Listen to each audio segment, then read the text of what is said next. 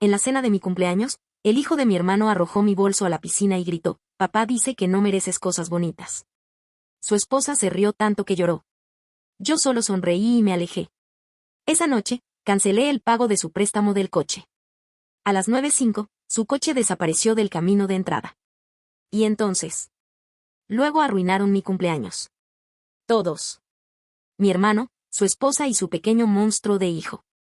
Lo que se suponía que sería una cena tranquila en familia se convirtió en el tipo de recuerdo que intentas aferrar tan profundamente que parece que le sucedió a otra persona. Me llamo Nicole. Vivía a las afueras de Denver, en un suburbio donde no suele haber incidentes dramáticos. Tengo 36 años, soy divorciada y estoy criando sola a mi hija Hannah. La vida no es glamurosa, pero me he esforzado por mantener la estabilidad. Esa noche, solo quería una velada agradable. Una cena tranquila con mis seres queridos. En cambio, me humilló en público un chico que cree que la falta de respeto es un rasgo de personalidad. Estábamos en un restaurante que había reservado hacía más de un mes. Terraza, iluminación tenue, nada ostentoso. Solo buena comida y suficiente espacio para que los niños estiraran las piernas sin chocar con otras mesas. Mi hija se sentó a mi lado, un poco arreglada, emocionada por probar la crème brûlée de la que llevaba días hablando. Joss y Tessa llegaron tarde, como siempre. Logan llegó corriendo, gritando algo sobre cuánto odiaba el lugar. Nadie pareció sorprenderse. Los saludé. Tessa me dedicó una sonrisa falsa. Josh apenas murmuró un «hola», antes de sentarse y pedir un whisky doble. Logan se subió a las sillas, metió los dedos en la cesta del pan, y lo único que sus padres le dijeron todo el rato fue: «Vete a jugar». Nadie dijo nada. Mis padres miraban fijamente sus bebidas. Mis primos, conversando sin importancia, miraban a todas partes menos a Logan. Todos actuaron como si esto fuera normal, como si fuera algo que todos tuviéramos que aceptar porque Josh se casó con él. Entonces salió el pastel. Un simple trozo con una vela. Ni siquiera pedí eso. Era algo que hacía el restaurante. Todos aplaudieron cortésmente. Sonreí intentando avanzar y mantener la pieza. Y entonces Logan se me acercó por detrás, me arrebató el bolso del respaldo de la silla y corrió hacia la piscina. Me miró fijamente como si hubiera estado esperando este momento y gritó tan fuerte que todo el lugar lo oyó: «Papá dice que no mereces cosas bonitas». Luego tiró mi bolso al agua. Tessa se echó a reír tanto que tuvo que taparse la cara. Joss ni siquiera parpadeó. Nadie lo detuvo. Nadie le dijo a Logan que se disculpara. Mis padres guardaron silencio. Hannah me miró confundida y un poco asustada. El resto de la mesa permaneció allí sentado. Me levanté, agarré mi teléfono y me fui. Sin dramatismo. Sin gritos. Salí y me llevé a Hannah. No contesté el teléfono esa noche. No contesté sus mensajes.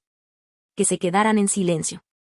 Pero lo que no sabían y lo que no les dije es que llevo 2 años pagando la renta de Josh. $1,600 al mes. Todos los meses no se lo contaba a nadie. Perdió su trabajo y pensé que estaba haciendo lo correcto por sus hijos. También cubrí el préstamo de su auto, algo que me rogó que hiciera solo por unos meses. Al llegar a casa, abrí la app del banco y la cerré por completo. Cancelé el pago del alquiler.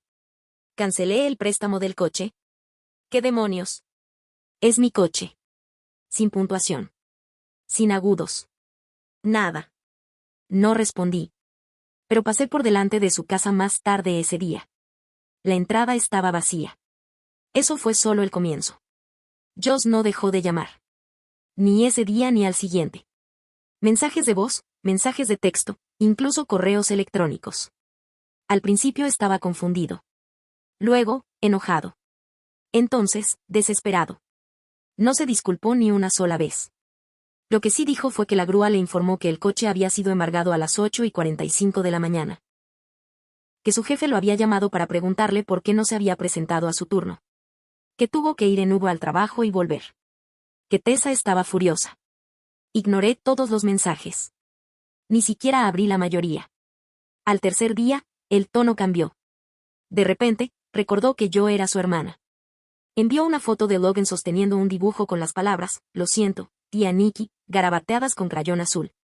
Como si eso borrara lo sucedido. Como si un niño con un rotulador pudiera arreglar años de ser ignorado.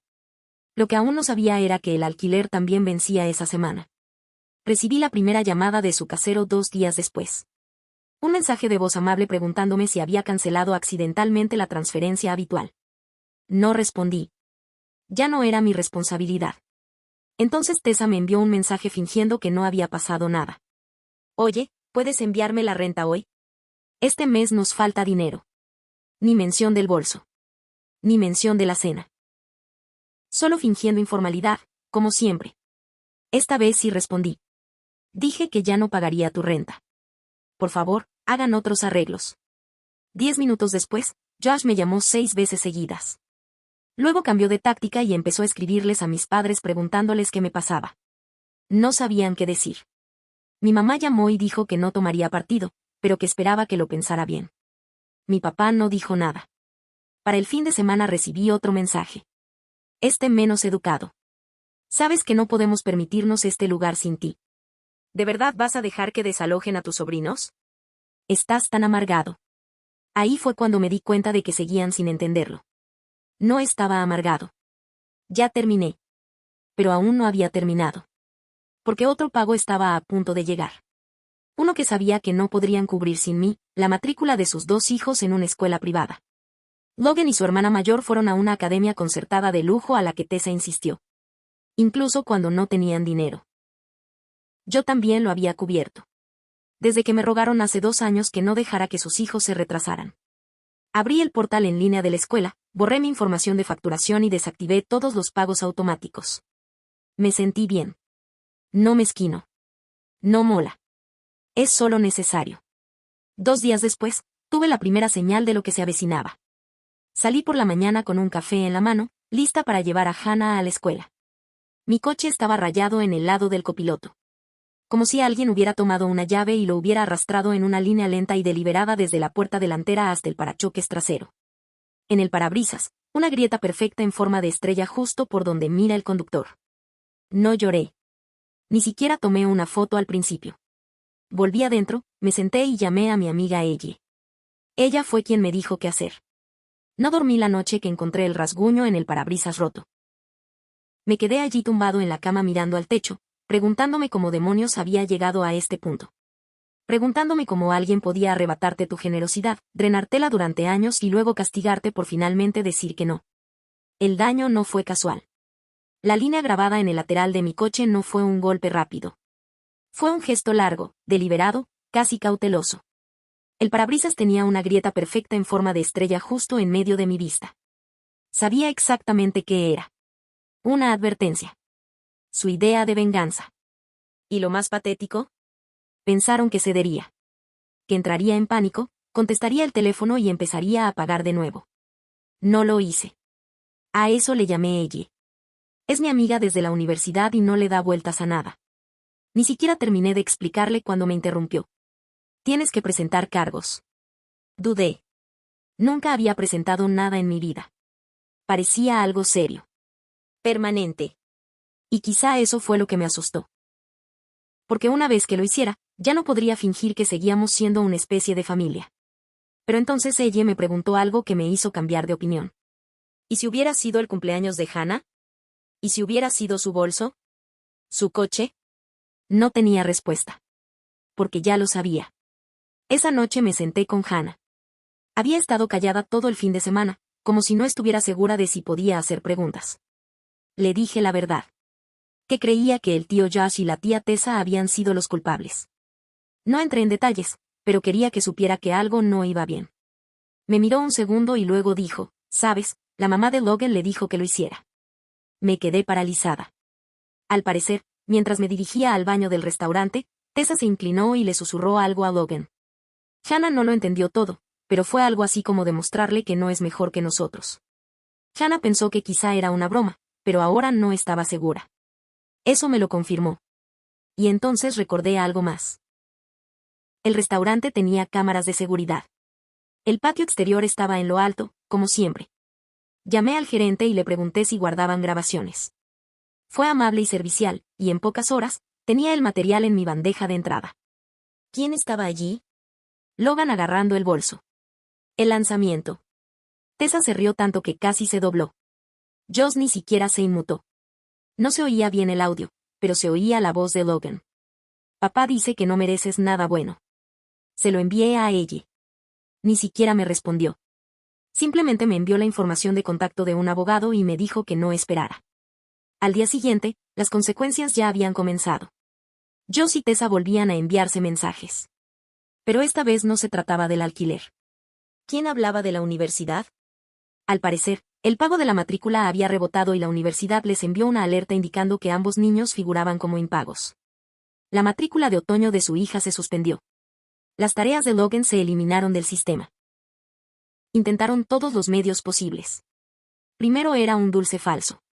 Oye, Nicole, hubo una confusión. ¿Podrías arreglar el pago rápidamente? Mientras lo solucionamos. Luego vino la culpa. Estás castigando a los niños. No hicieron nada. Y finalmente, la culpa. Estás exagerando todo esto. Estás siendo vengativo. No respondí a ninguno. El domingo por la mañana vinieron a mi casa. Los vi por la mirilla. Josh estaba de pie con las manos en el bolsillo de su sudadera. Tessa estaba detrás de él, con los brazos cruzados, como si estuviera ahí para brindar apoyo moral en un juicio. Abrí la puerta a medias. No para hablar, solo para dejarles decir lo que claramente venían a decir. Josh entró primero. Podrías haberlo solucionado en privado. Tessa te siguió. Hemos tenido un año difícil. Siempre me has ayudado. Creíamos que lo entendías. No dije nada. Solo escuché. Entonces Josh lo dijo. ¿De verdad vas a tirar a la basura a tu familia por una cartera y un par de pagos? Ahí fue cuando lo sentí. Ni rabia. Ni siquiera tristeza. Simplemente terminé. Cerré la puerta sin decir palabra. Le puse llave. Volví a sentarme a la mesa de la cocina con Hannah, que comía cereales tranquilamente, como si todo esto fuera normal. 5 minutos después, abrí mi portátil, abrí el portal de no emergencias del departamento de policía y presenté la denuncia. Destrucción de propiedad. Con pruebas en video. El número de caso apareció en la pantalla. Y así, sin más, se hizo oficial. Presentar la denuncia fue como cruzar una línea que no podía desviar. Pero también sentí que me defendía por primera vez en años. No se trataba solo del coche o la cartera. Se trataba de todo lo que me habían quitado mientras fingían tener derecho a ello. Envié el material, las fotos del coche y todo. Esperaba una larga espera. Quizás un oficial me llamara la semana que viene. En cambio, esa noche llamaron a mi puerta. Eran 2 agentes, un hombre y una mujer. Fueron tranquilos y profesionales. Me preguntaron si tenía unos minutos para aclarar algunas cosas del informe. Los dejé pasar. Ya habían visto las imágenes. Lo que querían era confirmar que creía que mi hermano y su esposa estaban directamente involucrados en el vandalismo. Dije que sí. Entonces preguntaron algo que me pilló desprevenido. ¿Saben algo sobre el incidente de una tableta perdida? Los miré fijamente. ¿Qué tableta? Al parecer, después de cenar, Logan había entrado en el comedor privado del restaurante, donde uno de los camareros había dejado su bolso y se había llevado un iPad. Las imágenes de seguridad lo mostraron entrando y saliendo con algo debajo de la camisa. No tenía ni idea. El camarero no se dio cuenta hasta más tarde esa noche. Presenté una denuncia en el restaurante, quienes revisaron las cámaras y ya habían entregado todo a la policía. ¡Qué sorpresa! Josh regresó a la mañana siguiente y lo devolvió. Dijo que Logan lo encontró en el estacionamiento. Sin disculpas. Sin explicaciones. Simplemente lo dejé y me fui. Ese incidente ya los había marcado en el sistema. Lo que significó que mi informe, junto con ese, lo intensificó todo. Los oficiales me agradecieron mi tiempo y se fueron. Cerré la puerta con el corazón latiendo con fuerza. No por miedo. Pero porque finalmente sentí que la gente empezaba a ver lo que había vivido durante años. Al día siguiente llegó la notificación oficial. Josh estaba siendo investigado por contribuir a la delincuencia de un menor. El cargo de vandalismo estaba bajo revisión a la espera de la confirmación de las huellas en el objeto usado para rayar mi auto. También estaban revisando el incidente de la tableta con mayor seriedad ahora que existía un patrón. El miércoles, nuestros padres lo descubrieron. Y justo como temía, no eligieron bando. Mi mamá me llamó con voz cansada y me preguntó si estaba seguro de querer llegar tan lejos. Dijo que quizá Logan solo necesitaba mano dura. Y quizá Josh y Tessa simplemente estaban abrumados. Le dije que no presenté la denuncia por Logan. La presenté por ellos. Mi padre, por otro lado, intentó ser neutral. Dijo que esperaba que lo habláramos como adultos antes de que la cosa empeorara. Como si aún quedara una conversación pendiente. Esa noche, Tessa publicó en Facebook. Sin nombrarme directamente, claro, pero era obvio. Una publicación dramática sobre una familia falsa que finge preocuparse hasta que te ataca. La segunda vida se pone difícil. Los comentarios estaban llenos de amigos que decían cosas como, no necesitas esa negatividad. Y tus hijos tienen suerte de tener una mamá tan fuerte. No respondí. Pero alguien más lo hizo. Ella. Dejó un comentario breve y conciso. Estuve ahí. Ten cuidado a quien le mientes. Fue la primera vez que sonreí en toda la semana. Pero a la mañana siguiente recibí un mensaje de la escuela de Hannah. Al parecer, alguien había intentado llamar a la recepción haciéndose pasar por mí. Preguntaba por el horario de Hannah y a qué hora suelen recogerla. La escuela no les dio nada, pero marcaron la llamada. Dijeron que les parecía sospechosa. El número no coincidía con nada que tuvieran registrado. Solo un número local al azar. Les pedí que me reenviaran la grabación. Cuando lo hicieron, me senté en la mesa de la cocina y la puse en el altavoz. La voz no era mía. Era de Tessa. No esperaba que me llamaran de la escuela. Pensé que lo peor ya había pasado, al menos por ahora. Pero cuando la secretaria dejó un mensaje diciendo que alguien había llamado haciéndose pasar por mí, preguntando por el horario de Hannah y su rutina para recogerla, sentí un nudo en el estómago. No dieron ninguna información. La llamada fue marcada y grabada, y en cuanto la escuché, me quedé paralizada. La voz era falsamente amable, forzadamente dulce, intentando con demasiado ahínco sonar como una madre preocupada. Pero no era yo. Era Tessa. Ni siquiera se molestó en disimular tanto su voz. Lo justo para que fuera técnicamente negable. Pero conocía su tono. Su cadencia. Esa cadencia entrecortada que siempre usaba cuando fingía ser educada. Eso era. Esa era la frase. Podía soportar que me insultaran. Podía soportar una traición financiera. Incluso podía soportar un coche rayado y un parabrisas roto. Pero intentar interferir en la vida escolar de mi hija. ¿Su seguridad? Eso lo cambió todo. Llamé a ella primero. No lo dudó. Me dijo que lo denunciara ya. No por la mañana, no cuando me sintiera más tranquilo. No. El detective que llevaba mi caso contestó enseguida. Reenvié el mensaje de voz y le expliqué el contexto. En menos de una hora, presenté una orden de alejamiento de emergencia. A Tessa se le prohibió legalmente contactarme a mí, a Hannah, e incluso acercarse a menos de 60 metros de la escuela de Hannah. Intento de suplantación de identidad, acoso e intención maliciosa contra una menor. Fue algo serio, y debería haber terminado ahí. Pero claro que no. Josh apareció en mi casa al día siguiente. Sin aviso, sin mensaje. Simplemente se quedó afuera como si todo estuviera bien. No trajo a Logan. No trajo a Tessa. No estaba enojado. No estaba desesperado. Como un hombre que había perdido el control de su propio desorden y ahora intentaba escarbar entre los escombros en busca de algo familiar. Abrí la puerta lo suficiente para salir. No lo quería en mi casa. Ya no. Me miró a los ojos y me dijo que la situación se había descontrolado. Que su casero había empezado a tramitar el desalojo.